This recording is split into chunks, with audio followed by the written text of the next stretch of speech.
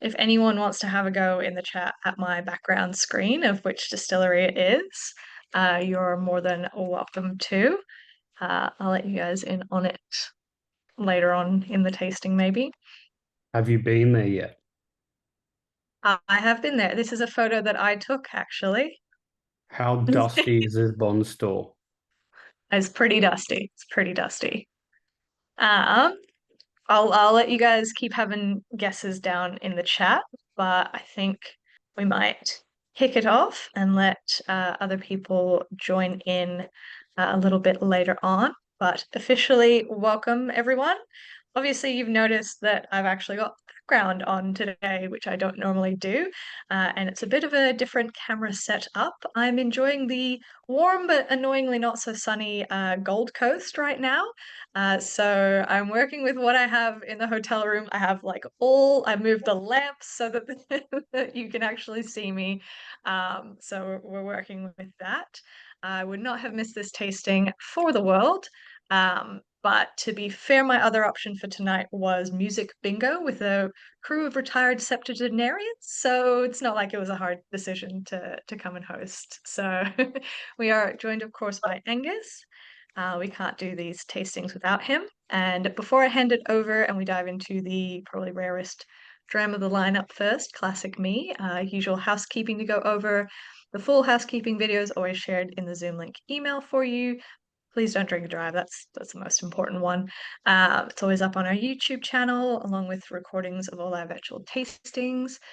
Please pop your tasting notes and questions in the chat and your guesses for the distillery that my background is. And I'll go through the tasting order quickly for people watching on the replay. So kicking off, number one is the 1998 Imperial 26-year-old. Whiskey number two is the Glen Grant 30-year-old. Number three is the Gone Grant 30-year-old, 1994. Whiskey number four is the Glen Murray 31-year-old. Whiskey number five is the 1994 Springbank 30-year-old. And whiskey number six is the Highland Park 20-year-old. So let's crack into the Imperial sample, and I will try not to feel so bad about drinking it and the rest of my whiskeys out of a goddamn wine glass, because that is all they ever have in hotels. I feel like it's such a shame for these whiskeys, but I will hand it over to Angus to tell us a bit about Imperial and a bit about getting your hands on this cask as well. Thank you very much, Emma. Hello, everyone. Well, Imperial. Yeah, so a closed distillery now, and formerly one of Pernod's distilleries, Shiver's distillery, largely producing whiskey for Shiver's blends. But something we all discovered after years of not thinking much about Imperial at all, arguably a bit like Ben Nevis in some respects, is that actually when you just left all those stocks to mature for a bunch of years, they turned out to be really, really delicious. And it was an amazing sort of quasi old school whiskey that made pretty elegant, charismatic, waxy distillate, which who knew? But then this tends to be the way with closed distilleries. We all tend to discover how brilliant they are after their deed. So yeah, this is a 1998 Imperial, and it's full term maturation in refill barrel, and 26 years old, naturally low cask strength of 44.4%. It's quite a delicate and elegant example of Imperial. It has that waxy character that I alluded to, along with quite a lot of like really soft honey and citrus, and a lot of the characteristics you get from these sorts of distillates when they go a good length of time in humble refill wood without any kind of tinkering or re-racking or dilution or anything. You just end up with this kind of soft, delicate, complex profile. So I really love the elegance of this whiskey. I think it's quite a sophisticated whiskey. I think it's quite an easy whiskey as well. Like, you know, naturally low cask strength. It's got complexity, but it's also very approachable, and it's just got that luscious, waxy citrus profile, a bit mineral, a bit flinty. It has all these characteristics which I find just very appealing, and very characterful. I think you find them particularly in Ben Nevis, you find them in Clynelish, and you find them in some other Highland makes when they get to a good age as well. Like sometimes Pulteney Balblair can exhibit these sorts of profiles as well. So yeah, I think there's not much else to say about it really. We got this. Where did we get this cask?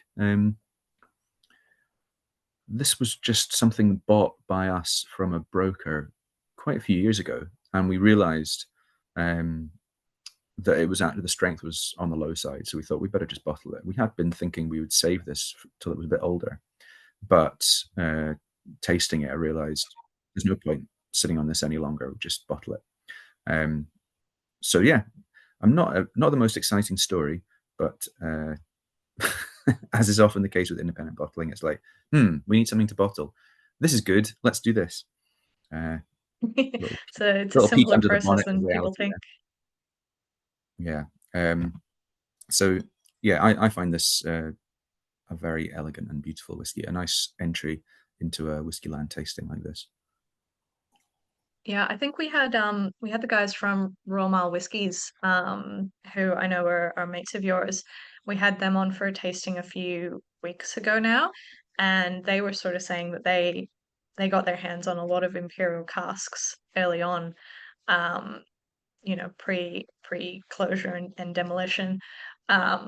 So like that's kind of how they've had so many, but they're not really kicking around brokers anymore. They're sort of just There's not here and many, there. no. There's a few. There was a big parcel that hit the market a few years ago now, and there was quite a lot that got snapped up by Elixir distillers probably from the distillery, I suspect, probably direct, and that they've sort of sat on a lot of that themselves. They've had quite a lot of Imperial bottlings themselves. They have sold a few, but they've kept the best ones for themselves, obviously. We are about to do another one. There's going to be another Imperial coming up in January 1997. So that'll be another Whiskyland. I believe that's going to be, if nothing else changes between now and then, that should become Whiskyland chapter 27. And it's very similar in some ways, actually, profile to this, but it's a bit more powerful. It's actually similar in the sense that it's just a refill cask. I think it's a Hoggy this time. 155-ish bottles, around about 49% ABV is what we're expecting. So a little bit more powerful than this one, but it's going to be ballpark very similar quality in terms of flavor profiles. These sort of key signature notes of like white fruits, waxes, citrus. Yeah, it's super like that wax comes through, but and Howard mentioned white chocolate. It is very much that the texture of what is it, cocoa butter, like that cocoa butter waxiness of that chocolatey vibe. Glen got apple juice on the nose, which I 100% like a very cloudy apple juice. Howard got lime. Michael is our winner. Glen Moray. I figured I should pick a distillery that is on the tasting tonight, and I've only been to one of them. It's a small list, but yes. So this is the Glen Moray warehouse behind me. Howard's also getting like strong lemon curd on the palate. Absolutely, Noel's finding the nose a bit subtle. But the palate was really intense. Leo, salty finish, beautifully flinty but sweet notes. Travis, this whiskey blew me away, and I searched far and wide for it. Yeah, it's really lovely, and I recall being at Strath-Isla, which is also part of the Pernod Chivas, branch of families, distilleries, and they had Dalmanac. Is it? I think it's Dalmanac is what it's called, that they built on top of the old Imperial site. Yeah. Yeah. It's why can't I remember the name of it?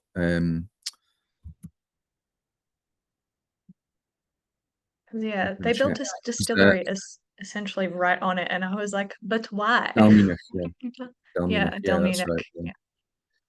Yeah. I've tried a few of these Dalmanacs, and they're okay, but to me they don't exhibit that character. Now, I think a lot of these Imperial characteristics that we all talk about and like, as I alluded to earlier, tend to come later on in In age.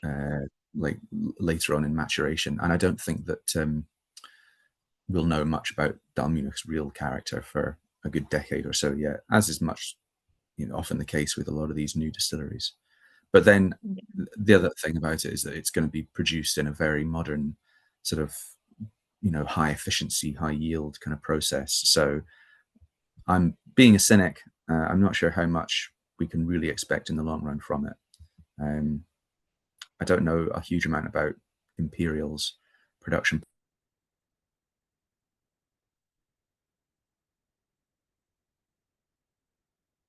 Is it just me? Has he frozen? That's all right.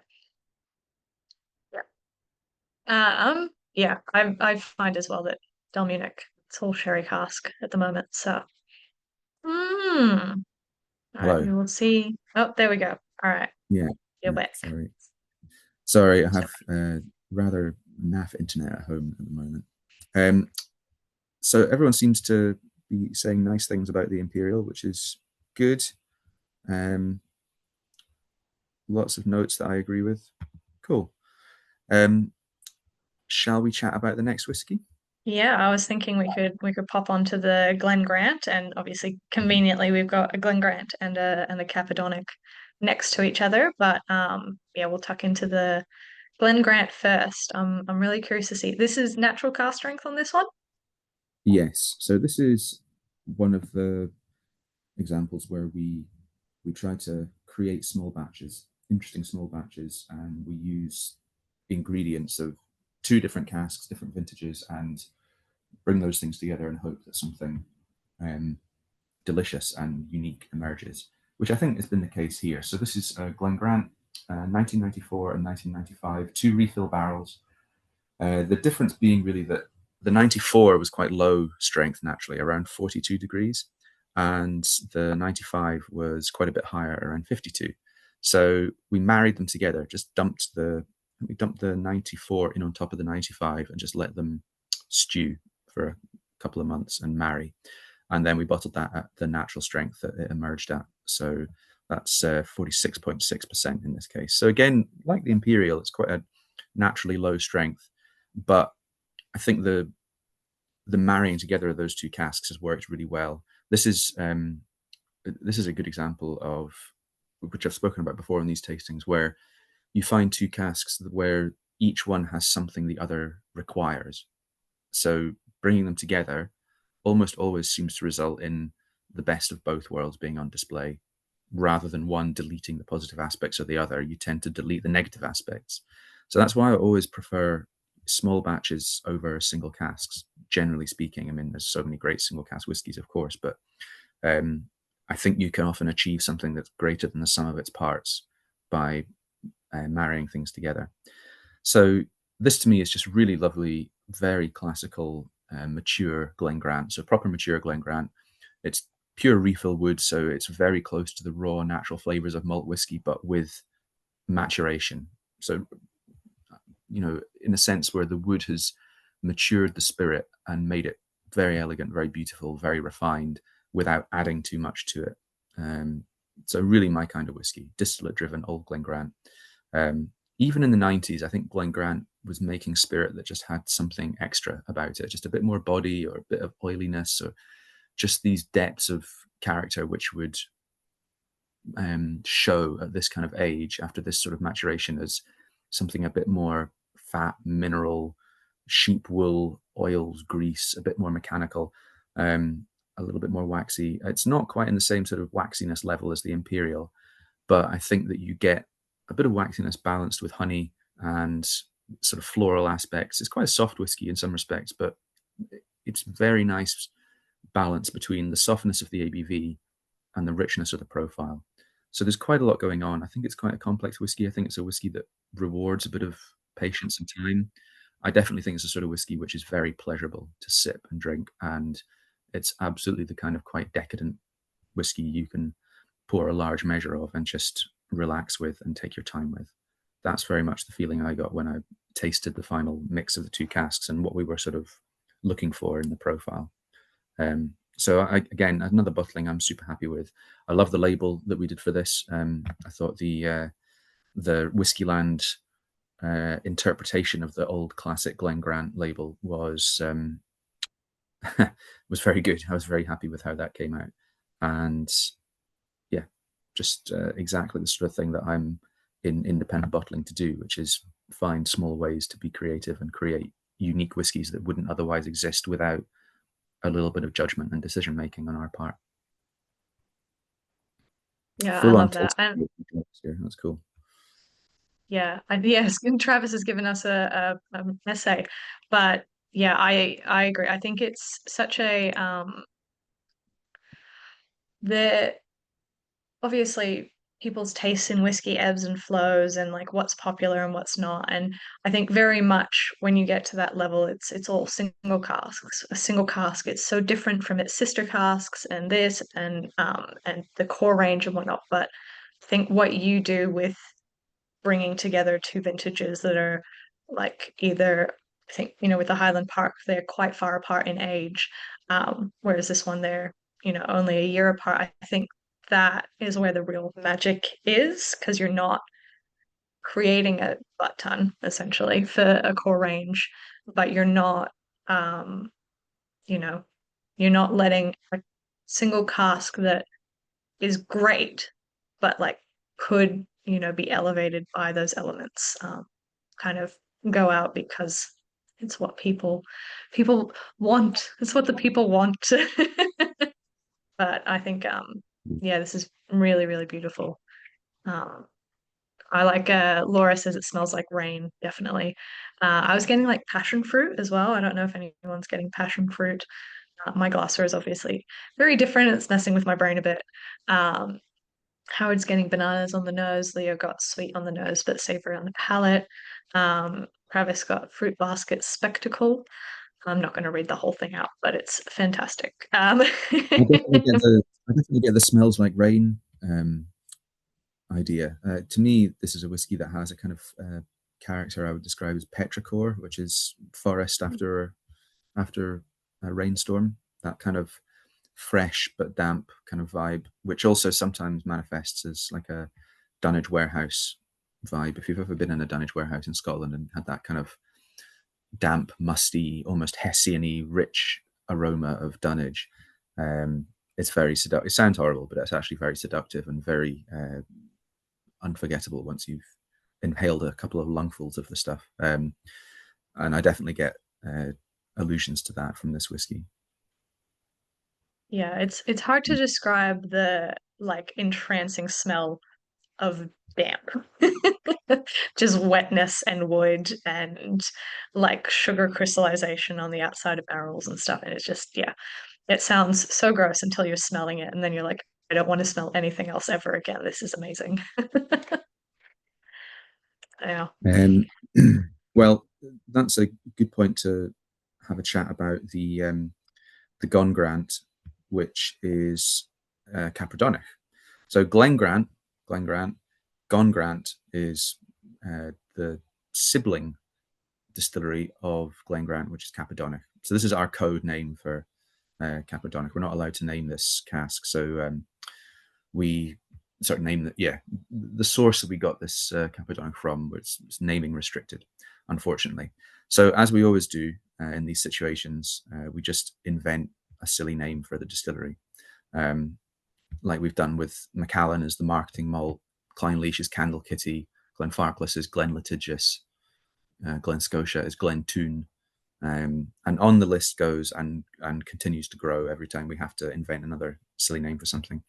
So yeah, Capradonic, 1994, and 30 years old, and just a straight up single cask, fully matured in a second fill barrel, and a lovely, perfect natural cask strength of 51.5%. I think this is pretty superb, really. This is really going closer to an older style of Speyside malt whiskey. This is something that, to me, actually is closer to the early 70s Capradonics, with those sort of 70, 72 vintages where you just get a wealth of honeycomb, abundant honey profile characters, flower nectars, pollens, quite a lot of like dried pressed flower notes, and also fruitiness, just really luscious, green and yellow fruits and a little hint of exotic fruit as well, like proper fruit salad juice vibes coming through on this one. Very natural, sweet, but naturally sweet in that sense. Lots of natural flavors of the raw ingredients of malt whiskey, but through the looking glass of 30 years in refill wood, and also pretty waxy as well. Fuller bodied than the Glen Grant, I would say. This is really, to me, it's interesting because Cappadocia actually had this profile in the early 70s, and then late 70s, 80s kind of meandered off into unusual directions, probably a bit closer in some ways to the Glen Grant we just tried before. But this is really like late era Cappadocia. It closed in 2002, so it's within the final decade of its operational lifespan here. And it is really a profile which belongs to an earlier decade, I would say. Anyway, I love this bottling. I think it's luscious. I think it's extremely easy and decadent and juicy and extremely pleasurable. And, you know, that word there, viscous, yeah, definitely. It has body, it has texture, which is always a hallmark for me of a really good whiskey. It's something you can just get your chops around and take a knife and fork to the glass with you. So yeah, I'm interested to see what everyone thinks of this. And I think it's a nice counterpoint to the Glen Grant to do this afterwards, compare them side by side. Yeah, I think Howard was curious on if it was a refill sherry or a refill barrel. bourbon. So just American oak, plain refill barrel. In fact, I think it was a second fill. Yeah, so second fill barrel, but I don't know what was in the barrel previously or how long it was used. I'm guessing from the color of this whiskey and the level of richness that it's probably still a reasonable amount of activity was left in the barrel. But clearly, you know, 30 years, it's not dominated by wood. It's not overly tannic in any sense at all. It's still got great freshness. So I think the cask was a really good one. You know, not too active, but enough to bring a good amount of richness and sweetness to the whiskey. Yeah, definitely. I like one note I'm getting is like watermelon candy. It's got that like not quite real watermelon, like all those childhood candies you had, you know, watermelon lollies, apple jelly ranchers, like it's incredible. And I agree with Michael as well. It's chalk and cheese between this and the previous Glen Grant. There's so much similarity in that fruity profile, but they just like obviously so wild that they were designed to be identical. But it's crazy how much more full-bodied this one is. Like the Glen Grant was really good, but this one feels heavier. It feels more present, I suppose, in the palate. And yeah, the flavor profile is just dialed up 100, I feel like, compared to the previous one. But yeah, so that's just me. Yeah, it's a heavier, juicier whiskey all around. The Glen Grant is a lighter, more, I would say probably more complex, subtle whiskey, but this one is just, yeah, big juice bomb. And definitely a lot of old school sweetie shop vibes, like old bonbons and yeah, a lot of that kind of character. Yeah, and the like, what's the raspberry version of acid drop called? It's like the raspberry drops or whatever, and yeah, just incredible. Leo reckons it's the best Gone Grant yet, up there with the Sideburns and Old Orkneys for me. I'm Nice. inclined to say yeah, it's probably my most favorite Cappadonic that you've bottled so far. Um, yeah, it just hits those like nostalgic childhood candy receptors in my brain, and I'm a sugar fiend, so it's Well, you guys will have to wait and try chapter 18, which is the next Gone Grant we did, but it's sherry. And that is also extremely, extremely good. It's kind of the same profile, but with some like luscious, rancid old sherry sort of draped on top. So you'll just have to wait and see. No doubt Wait, it will appear in the next tasting of. Did you say chapter 18? Chapter 18, yeah. That's what we're drinking now. Oh, I thought we were on chapter. Oh, because you put 1994. I've been talking about the. Oh, that sounds like hypo on our end. But yes, there was. All right, you're on chapter 18, of course. So ignore everything I just said. You're drinking chapter 18, which is the sherried one, and that's why some of what I said maybe doesn't make sense. Sorry, I've yeah, Ha- I've been up Yeah, since Howard's 3 a.m. losing it, being like, I knew it, I knew it. Yeah, that may be why everything I was saying probably sounded like gibberish. Apologies. So, chapter 18. Yeah, chapter 18 is in fact 1995 Gone Grant, which so some of the things I said about it, I think are still correct, which is that it's of that kind of later Time period, yeah. later period. Why can I not find? Yeah, here it is. It's from that later kind of period that still tastes like the early 70s in the sense that it's waxy, juicy. It has that kind of very rich, fruity profile. But this is 26 years in a refill barrel plus 4 years in a first fill sherry hogshead. So if you're tasting sherry character, that is why. It's because I was talking about the wrong bottling. Apologies.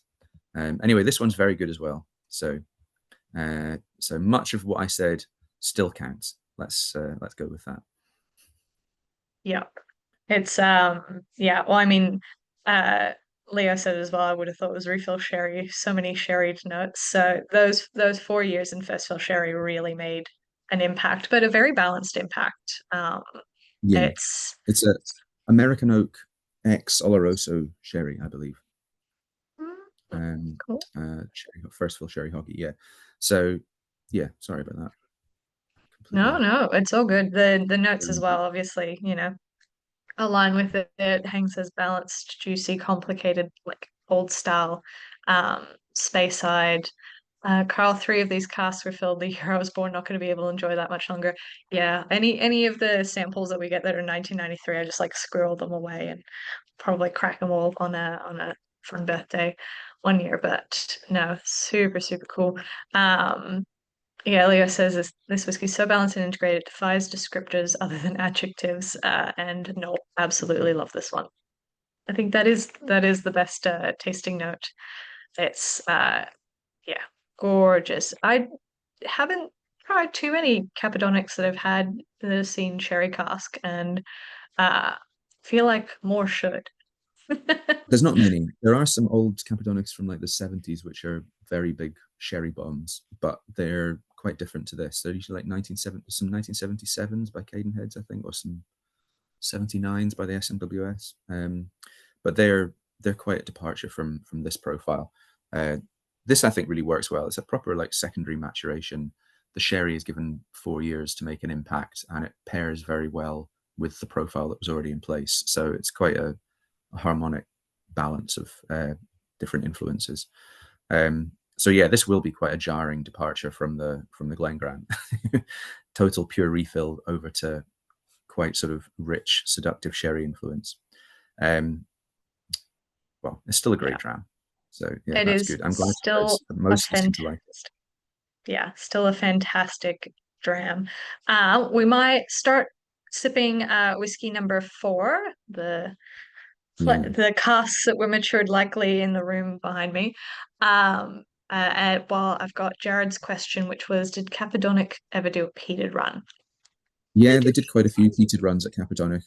There's peated stocks from, I think, across 3 different decades that are largely still owned by Pernod. So they've put out some official bottlings of um, peated Cappadonic, and I think they can be quite good, but it's a little bit inconsistent from what I've tried. I tend to prefer my Cappadonics of this school, which is more classical. Big, rich, full-bodied honey wax bombs. This sort of profile is the one that I always look for with Cappadonic for sure. So on to dram number 4, which is this sort of triple multi-vintage Glen Moray. So this is actually whiskey, so we had a bit of whiskey left over from other bottlings, which we put into IBC and married because I wanted to try and I just saw an opportunity with these 3 casks of Glen Moray we'd had that we could make another bottling if we kept some separate and married them together. So this was a bit of an experiment, but again, it was founded in, I think, reasonably good sense, and hopefully when you taste the whiskey you'll agree. So it's a 1990 refill hoggy, 1991 second fill sherry hogshead, and a 1992 refill hoggy. And the whiskies were left to marry in an IBC and then just bottled at natural cask strength. I wanted to do this because every single cask on its own was gorgeous, and I just felt that when we normally do these two casks together, like I mentioned with the Glen Grant earlier, we're trying to find two casks with different characteristics which the other kind of needs. Whereas with this one, I was just thinking they each have a variation on a theme, and I wonder if we try marrying a little bit of each together, we'll just enhance that core characteristic and just layer up or level up that beautiful honeyed, syrupy fruitiness, soft waxiness, like very classical, mature, old Speyside whiskey flavor. This to me is a kind of profile which screams old Glenmorangie, old Glenfarclas, old Glen Grant sometimes, old Aberlour. These whiskies, when they are at their best with age, this is a sort of profile that I think of. And I find it very hard to be against this profile. I love it so much. Just extremely easy, extremely juicy, full of nectars, honeys, flowers, pollens, waxes. No single dominant component, but just the overall effect is quite impressive and intense and beautiful. So it was really just thinking, well, if we put a bit of each together and leave them to marry for a good amount of time, quite a few months in this IBC, and then we bottle that, that should create something which is like that profile at its best, at its most intense. And I think it's been a success. I find this just glorious, this bottling. I really am very pleased with it. And to me, it's what I want out of whiskey, which is pleasure.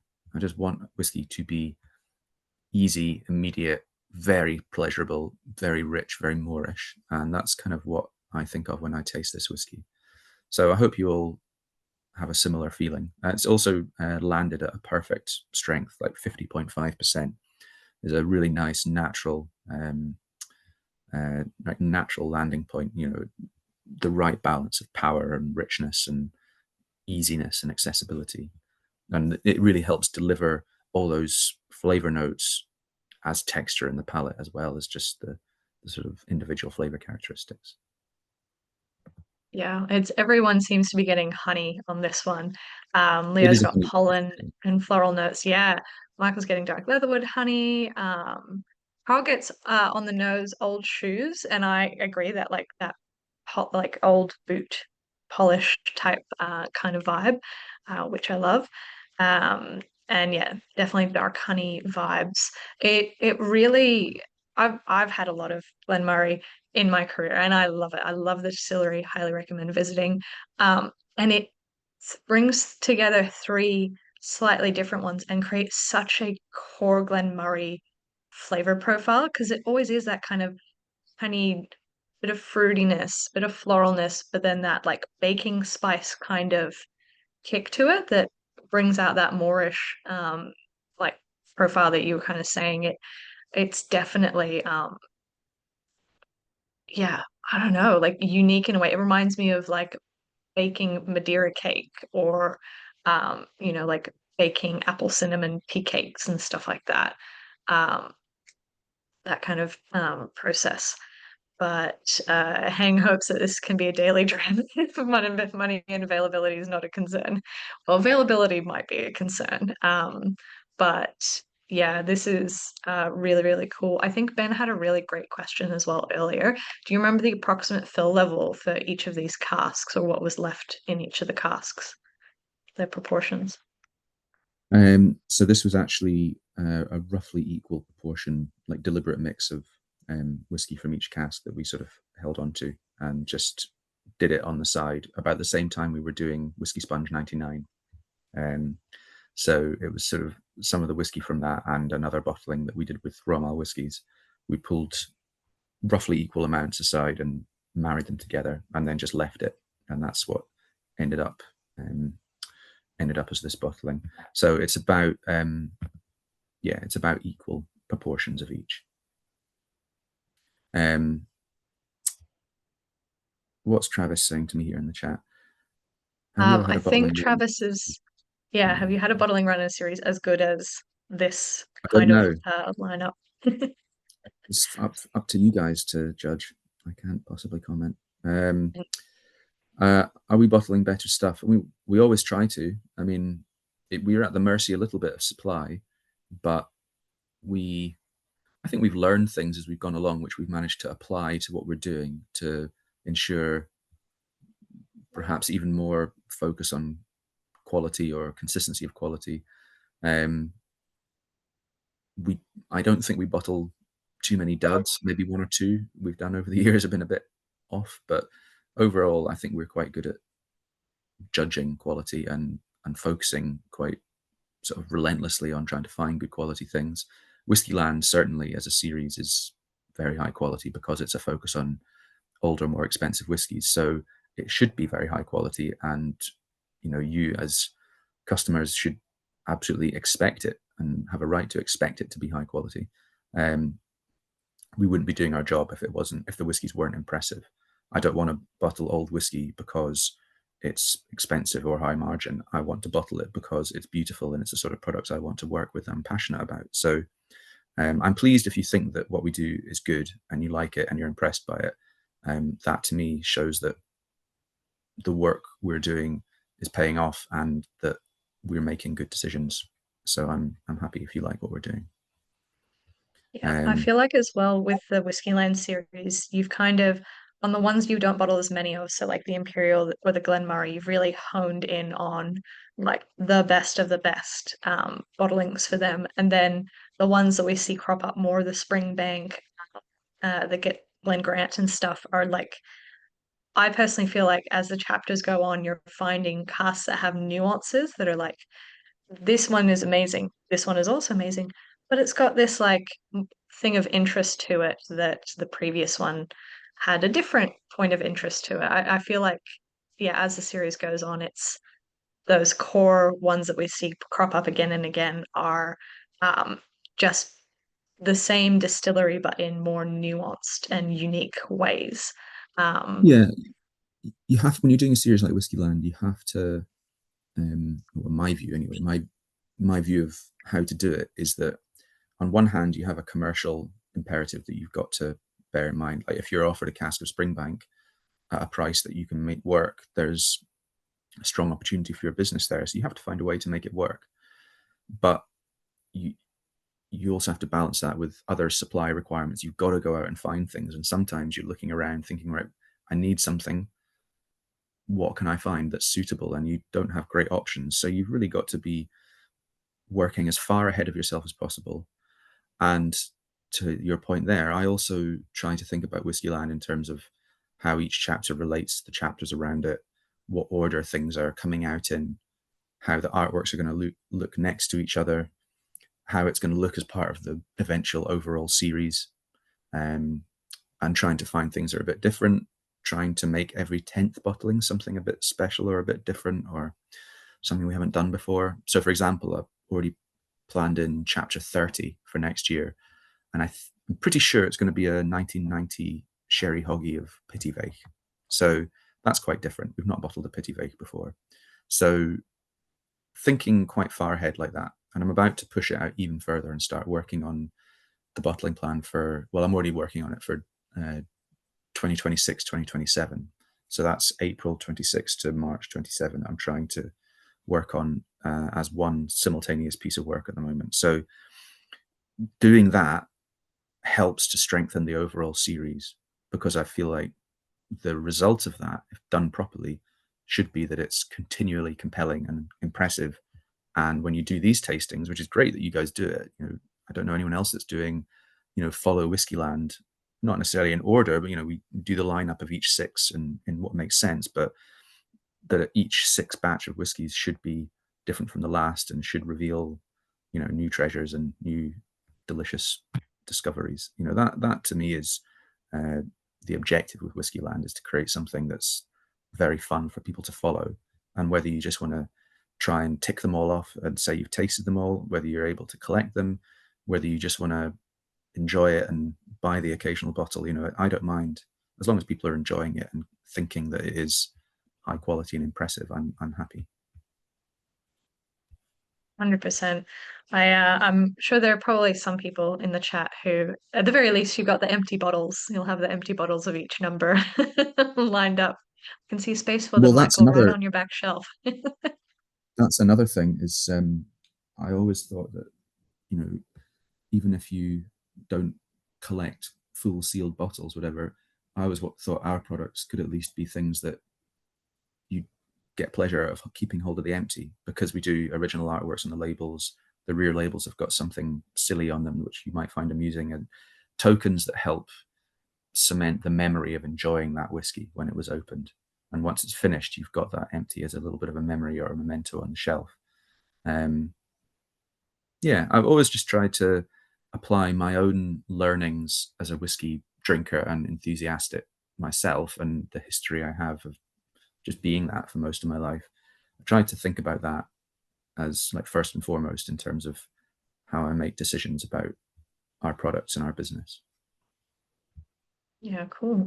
Well, we might move on to whiskey number 5, that's Springbank. And I think as well, the fact that you're planning out so many chapters in advance is really cool. And I almost kind of see the series as like George R. Martin's, Game of Thrones. We go back to different characters in different chapters and stuff like that almost. And I think this is the first refill Springbank you've bottled for this series. For Whiskyland, yes, we've done some Yeah. whiskey sponge, but this is the first proper like refill distillate driven. So it's another private cask of Springbank. You know, we've been lucky over the years to, we worked quite hard to develop these relationships, and we've managed to find some really amazing Springbank bottlings. The last couple of years have seen us working through like a run of sherry butts, first fill sherry butts of Springbank, all of which I think in their own way have been magnificent. Often a bit different, and some of them crazy and extreme, all sherry bombs, all brilliant. But if I'm being honest, this is my preferred style of Springbank. And I think this bottling is just drop dead beautiful. It's a 1994, 30 years in a plain, very old refill hogshead. In fact, I've got the cask in my garage. And I thought it was just really beautiful. It's very, very old wood. It's probably at one point in its life been a sherry cask. It's that kind of shape, those kind of staves. I'm pretty sure it's even got markings from a bodega on it somewhere, but it's ancient. And it makes me wonder, and it's something to think about when we're tasting the whiskey, but it made me wonder when I saw it for the first time in the warehouse. And then when I tasted the whiskey again, I thought, this was probably used to mature Springbank from the 60s or something like that, and was disgorged. What was Springbank bottling in 1994? Think about that. That was probably dumped and then just filled with Springbank again, and that is probably contributed to the profile of this whiskey, because this is really old school whiskey we're tasting now. This is very, very charismatic, fat, richly profiled distillate. Like, it's very textural. It's extremely waxy. It's almost like petrol in a glass. I love how pale it is. I love how almost unwooded it is entirely. It's like you could have almost matured it in a clay jar, let alone a oak cask. So yeah, very distillate driven, hyper pure, very coastal, very mineral, superb oiliness. It's low ABV. This is naturally low cask strength, but to me, I think it just works. It's extremely beautiful. There's a touch of fragility about it. The nose is extremely elegant, expressive, quite coastal, a little brittle, that sort of subtle brittle peat. But then when you get to the palate, it's just this, especially the finish, is just glorious, just extends and extends, and it's absolutely abundant Springbank distillery house style. Yeah, so I love this bottling, and it's a breath of fresh air after the admittedly amazing but like very different massive sherry butts we've done. So yeah, I love it, and I hope we can find more casks like this, because it's really a special whiskey. This is a sort of gem that I think, maybe because of the way the market is right now, maybe because it's not sherried, is maybe gone under the radar a little bit, but I think in years to come, I have a feeling that bottlings like this are the sort of things that will slowly start to garner a bit more of a following as more and more people taste it, because I think this is quite a special whiskey. Yeah, 100%. I think Jared put it perfectly. I could pick apart the nose for hours. That aroma alone just, I yeah, it really made me want to like sit down and smell it for like an hour straight.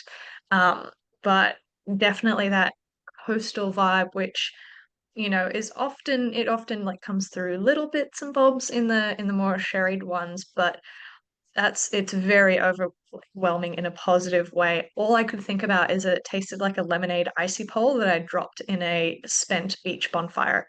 You've had a fire on the beach and you've got the ashes, and then you dropped a lemonade icy pole in it, and you don't want to not have the icy pole, so you just keep licking it, and it has, yeah, so much ashiness, but this like hidden fruit layer um to it. It is incredible. Yeah, It's hang. quite an emotional whiskey, really. It really It's one of those is. ones that, to me, is, it's very evocative. It's very, very pure. It has a level of um, specific charisma and identity and personality, which is pretty rare in any whiskey these day and age. Like, it really goes back to the level of quality and type of character of like really old style whiskeys. There are bottlings of, you know, malt whiskeys from distilled in the 50s, bottled in the 60s and 70s, which are not as good as this and yet display a similar profile. It's that kind of unusual rarity of character. So to me, it's quite an emotional whiskey. It's an emotional bottling. So yeah, and it's also very annoying because try as I might to make potions in the warehouse and tinker, you can't really improve on just basic one-off single cask Springbank like this. It's very irritating. That's why I've had to start a distillery. So maybe with Kai in future, we might be able to touch on these sorts of lofty heights if we get our game straight. Yeah, I would love to see you guys reverse engineer a dram like this in 30 years from now. Yeah, that's cool. Lots of nice comments here. That's good to see. I'm not sending a bottle to Springbank. I was like a delicate balancing act getting the whole cask out of there. I can't have it back now. Send them a sample. That's tropical. Yeah, that's nice comments from Travis. Thank you, Travis. What kind of music would you enjoy with this? Probably being a old school Scot, I would just be listening to like some really beautiful Scottish fiddle music or something on my brand new LP player that my wife got me for my 40th birthday. So probably feet up, something very evocative and Scottish that feels like it belongs to the West Coast, West Highlands, like this whiskey does, and something that is equally in that same kind of emotional ballpark. So that's probably the sort of tune I would pair with it. Yeah, it's very like, Or Maggot Brain by Funkadelic. we got a few One of the nods in two. the chat who know who know whether. I pour a big enough dram, I can do both, so it's fine. Hey, I passed on musical bingo tonight. I don't need musical bingo in the chat tonight. But yeah, it's very, very cool. Yeah, Carl says it's got so much balance. It keeps whipping around between different spots. Yeah, and speaking as well about those like older style whiskeys, it does have that old, like some of the old bottlings from Ardbeg, Lafroig that have been sat around in bottles for decades. It's got some of those hints of that, but at the same time, it has this yeah, like very distinctively, Springbank thing to it. You usually always get lemon chicken when I drink Springbank, but it's completely gone lemonade, and I love it. It's supremely cool. Um, yeah, Noel's poured a small nip of this of the chapter 19, which we will do at the next chapter's virtual tasting, to compare them, and finds the chapter 15 to be much fuller on the palate. Very, very cool. If anyone is even able to have some left in time for the next chapter tasting, that would be really cool as well to compare them. but we might move on to the final whiskey of the night, and of course, it's the youngest whiskey, because I always put the high age statements, the rares, the fancies, unfortunately first, but it just has to work that way for flavor profile. But I'm very, very excited about this one. I'm curious to know as well, Angus, when you have a Highland Park that comes across, how do you be like, hey, this is for the Old Orkney range, or this is for the Whiskyland series? Like, how do you make that distinction? Because I know you've done some Mm, incredible old Sublime Well, for the Old Orkney. yeah. So normally I would have just said everything would go into Old Orkney, but on this occasion, because the whiskey was named Highland Park, and we had done some Old Orkneys quite recently close to it, and because it was quite special, a multi-vintage Highland Park, I thought let's put this in Whiskyland, and we have a bit of fun. There's a bit of sort of Old Orkney playful cross branding on the label as part of the artwork, which was really fun to do. So something that I know quite a few of you will have tasted the Old Orkney 25-year-old that we did 1999. Have a think about that, or if you've got any to hand, I would say it's very worthwhile and very interesting to compare to this whiskey. So the key distinction that I would say between the unnamed Orkney malts on the market and named Highland Parks like this are that Orkney malts tend to be deliberately brokered out to the market by Edrington, and they are almost always start off their life in just plain oak refill hogsheads, and they tend to marry the whiskey together in big batches. In their eyes, this deletes distillery character, which is just hogwash. It doesn't. And then they put the whiskey back into hoggies, and then they sell these onto the market through brokers or direct to independent bottlers or whatever. And that practice has created a lot of Orkney malt on the market with quite a similar character, and they tend to be peatier, I've found. If you find casks of Highland Park, those have, through less frequent and smaller sales from Edrington, come out onto the market, and they were just filled originally with new make Highland Park, named Highland Park, and just left to mature as single casks. So there's more variation in the named Highland Parks, and they tend to be less peaty, I find. I'm not sure why, but that's the way I have come to understand it from what I've learned speaking to people in industry, basically. So this bottling was a combination of a 2005 first fill sherry hoggy and a 1997 refill hogshead, a partial of the refill hogshead. So it's not the whole hoggy. It's about, so the ratio of the whiskey is around about 60-70% sherry 2005, 30, 35, 40% 97. I can't quite remember precisely, but roughly that. And essentially the 1997 is just very pure, very waxy, not dissimilar in kind of profile and like level of distillate sort of forward character as the Springbank we just tried. Obviously different kind of profile whiskey, but so I thought this is a great opportunity, multi-vintage with quite a big difference in age and two really different cask types, named Highland Park. This is just a great fun opportunity, and they work really well. The 05 on its own is a big, chewy, quite woody and gamey and leathery and earthy, heavy style of sherry. So the 1997 like fortuitously brought depth and freshness to that and added some of that waxiness and that more nuanced, mature profile into the mix, and just softened the sherry cask down a little bit, took the heat out of it. So it's still a very richly sherried Highland Park, but it's a bit more balanced because of that blending of the two cask types and vintages. And I think, to me, this tastes actually closer in style to an old official bottling of Highland Park. When I taste this, I'm reminded of things like the old 18-year-old from the 90s, that kind of profile. I find it quite a opulent and sort of unctuous and rich dram. And there is peat in there, but if you've tried the Old Orkney 1999 we did, the 25-year-old, that's also very heavy sherried and very big, powerful, meaty style of Highland Park. But I find it peatier. I think it's a bit richer and peatier.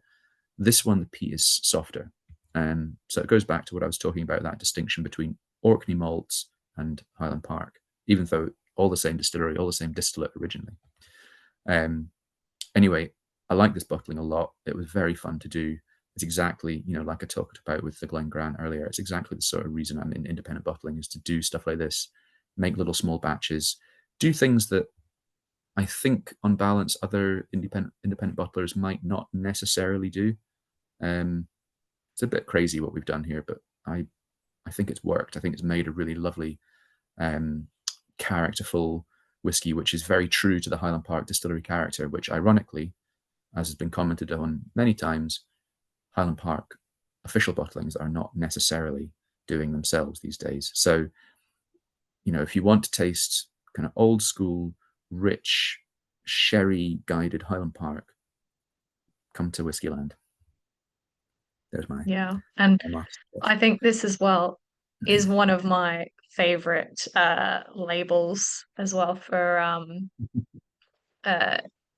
it with the little Vikings is the idea that one's the older, more knowledgeable one, and one's the younger, lost one. The idea was just that there was a pair of hapless Vikings that have gotten lost. That was essentially it, and they'd found their way to Whiskyland via kind of accident. There's the rear label elaborates upon this story. So if you get the bottle, you can read the rear label and discover how they ended up there. But yeah, this was a really lovely label to work on. Our artist Cap did a great job, very fun. And actually, the Vikings are appearing again on another label coming soon in December. Of Whiskyland or Old Orkney? Yeah, there's a Whiskyland Chapter 25 is a little bit celebratory in a. Well, I'll just tell you what it is. Basically, very last minute this year. So this year I turned 40. So I'm born in 1985, and just through sheer happenstance and luck, we managed to buy some hogsheads of 1985 Ardmore for a very good price, actually. It's sort of low ABV, but it's lovely whiskey, beautiful whiskey. So Whiskyland Chapter 25 is a 40-year-old 1985 Ardmore coming. So I've done it as a sort of birthday theme label, and there's a big Whiskyland party going on, and not all, but a lot of the characters from the first sort of 25 or so labels have got together for Whiskyland Chapter 25. So that'll be quite fun. Yeah, expect that landing in December. Cute. I love that. Speaking of the characters as well, like obviously the characters are an incredible part of the story. I love Travis, his son, who's 5, loves the label on this Highland Park. So, make some children's toys out of the hapless Vikings, bring them back as a series regular across the two series, the Old Orkney and Whiskyland. That would be really fun. Yeah. I think the SWA might have something to say about marketing to children. And well, we've actually you're not already marketing the whiskey, that's just the No, but characters. they're very dull, stick in the muds, and unimaginative. So anything at all that could be remotely childish, they say no, you can't use that. Which is why we don't show them our labels and just ask forgiveness if we get told off, which we rarely do. So I don't think they're watching us, and it's fine. Is that what became of the sponge couple of Orkney Sponge 1? No, that was the sponge with my wife. Not sure what else to say about that. He's a bit of a rogue. Will it be available? Yes, it will. No, it's not insanely expensive. What are we going to charge for it? Let me tell you right now what the price is. So Ardmore, 1985.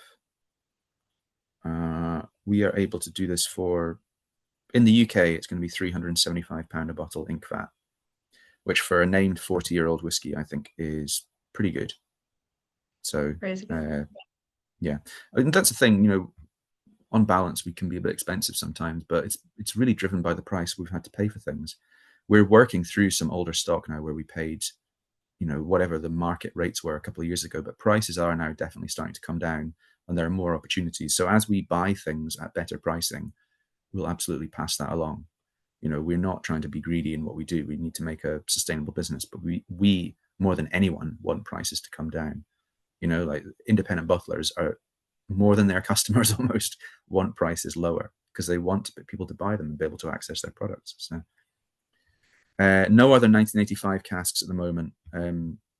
Maybe some Armagnacs and Cognacs next year, perhaps, but nothing else in the pipeworks at the moment. There's not many 85s around. 1985 was the nadir of the whiskey industry.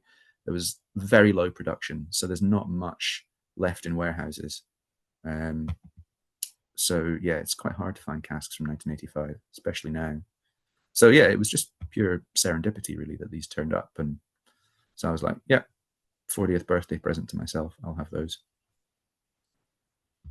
I'm sure the crew at the office was like, oh yeah, classic. 40th birthday present to everyone. Yeah, I love it a lot. We might, now that we've breeze through these whiskeys. I just want to go over them again and again. But I am super duper curious, particularly for these the chapters tastings. Curious to see what everyone's favorites of the night were. So I'm gonna launch the poll. You can vote for your top 2 favorite whiskeys of the night. And I believe Ollie mentioned it to me earlier. Yes, so send Chris an email regarding any stock requests, chris@thewhiskylist.com.au. I don't think we have any of these bottlings left, correct, Ollie? Oh, he's about to correct me. Unlikely. Share the link of what we have in stock, but then I'm just quickly checking Julie's list that she sends me of what's left over in Scotland, so we can quickly I think we have some of the Gone Grant. I noticed someone asking about that. I would just check with Julie. I'm sure we probably have some. Which chapter is that, sorry? 18. 18. I've got the list As I here. learned to my cost earlier. 18. Yeah, it's still listed here on current inventory. So yeah, maybe it looks like we can. We All right. we definitely have some chapter 18 that we can provide, I'm sure. Check with Julie. I don't like to make any promises when they're checking with Julie, but yeah, I'm sure it's fine. So send Chris a request, and then he will compile it all, send it over to Julie in Scotland, and then we'll get it on to the next shipment, whatever we can fulfill. It's usually the process that we go through with all our whiskies. We will do our best to unite you with a delicious dram. Obviously, in the meantime, we've got shared the link in the chat of the collection that we have of Decadent Drams whiskies. And I think that there are the new chapters are inbound. So Chris will be sending out an email about those for rewards members in the coming weeks, I think, Ollie. Yeah. Yeah, perfect. So just keep your inbox open, refresh. So yeah, those will be the new ones coming. But I think that is everyone has voted. Yes, Michael, it was super tough to choose tonight. So there are 2 Whiskyland on the TWL site, but the link doesn't include them. Ollie, that's an Ollie telling off there. But we officially close the poll and the poll. So even though it was tough to choose, we have a clear standout winner from the night. The Springbank 30-year-old just blew the rest of them away. I think, yeah, we were all wowed by that profile, that like style. And I think you're right, Angus. This will be the style of Springbank that in like 10, 20 years, people are gonna be like, this is what we want. This is in high demand because it's interesting and cool, and we will have gotten ahead of the pack. We're just hipsters in that way. We will, you've identified the the demand for it before it even really hits. But yeah, and then Imperial, Gone Grant coming third place, Highland Park, Glen Moray, and then the Glen Grant, which was still spectacular, but when you got so much great competition, it's really hard to make an impact, I feel like, on these tastings, but feedback everyone. Ollie has now corrected the link, and he's got the link with the Whiskyland bottles in it. But I think that's it. There's no more whiskey to try until the next set of chapters. So I think officially come to the conclusion of the tasting. Thank you everyone for joining us. Thank you, Angus, for joining us. I know that the time zones changed in the UK as well as in Australia, and No, it's all right. I'm in It's fine, Queensland, don't so the worry. time zone's different from Sydney, and it's a whole hoot nanny. But we got here and we tasted the whiskey, and that's all that matters. So yeah, No, it's a great pleasure to do these things. So thank you for hosting them. And there's nowhere else I'm getting to work through the entirety of the Whiskyland series with like-minded enthusiasts and geeks. So I'm delighted to be doing these. So yeah, thank you very much for putting them on and making such an effort for us. Really appreciate it. Angus, I know you've mentioned it before. We'd love to do like all 100 chapters, maybe over like a 3-day session, but it's such a long time away. So doing these periodically, I think makes a little bit more sense for us because we couldn't wait. Yeah, no, I agree. I do have some kind of vague idea about trying to do something like that one day. But yeah, I don't know exactly what shape that event should or could ever take place as, but perhaps one day. But yeah, for now, this is great. Being able to do them every couple of months, or whatever, and catch up with them all is it's great. Yeah. Yeah, we're microdosing our livers for a full 100-bottle tasting 5 years down the line. So yeah, it'll be, hopefully we can make something work one day. But yeah, thank you so much everyone for joining us. We will catch you at the next one. Have a wonderful rest of your evening. Take care.